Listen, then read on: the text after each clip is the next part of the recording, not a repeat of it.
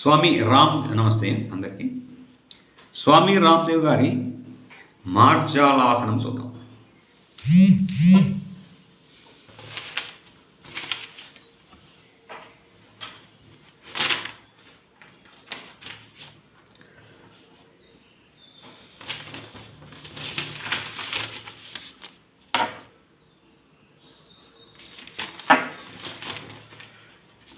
ఈ ఆసనం చూసేందుకు పిల్లి అంటే మార్జాలం వలె ఉండడం వలన యోగులు దీనికి మార్జాలాసనం అని పేరు పెట్టారు. పిల్లి వీపును బుస్సుమని పొంగించడం తర్వాత యథాస్థితికి తీసుకురావడం మనం గమనిస్తాం. ఈ పిల్లి చేసే కదలికను ఆధారంగా ఏర్పడినదే మార్జాలాసనం. మోకాలు నేలకు ఆంచి కూర్చొని ముందుకు వంగి కాస్త ఎడంగా అరచేతులను నేలపై ఆంచి చేతులను నిటారుగా ఉంచి శ్వాసను లోనికి తీసుకుంటూ వీపును కిందకు వంచి తలను పైకెత్తాలి. తర్వాత నిదానంగా శ్వాస వదులుతూ తలను ముందుకు వంచుతూ పొట్టలోనికి లాగుతూ నడుమును వెనుక పంపాలి. వీపు భాగంలో వంపు వచ్చేట్లు చూడాలి.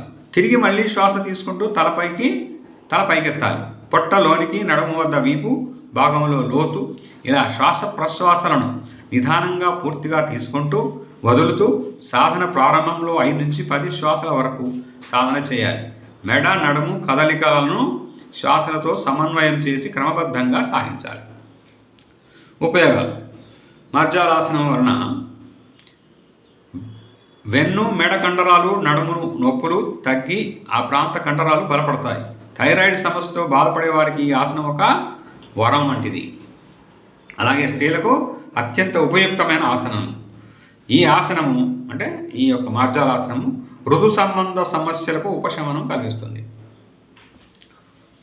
ఇదండి స్త్రీలకు చాలా ఇంపార్టెంట్. ఎక్కువ థైరాయిడ్ వచ్చేది కూడా వాళ్ళకే కాబట్టి స్త్రీలు చేస్తే చాలా మంచిది. ఉన్నవాళ్ళు లేని వాళ్ళందరూ కూడా మార్జాలాసనం కంపల్సరీగా చేయండి. Thank you yours, thank you subscribers, yours Jayaprakash.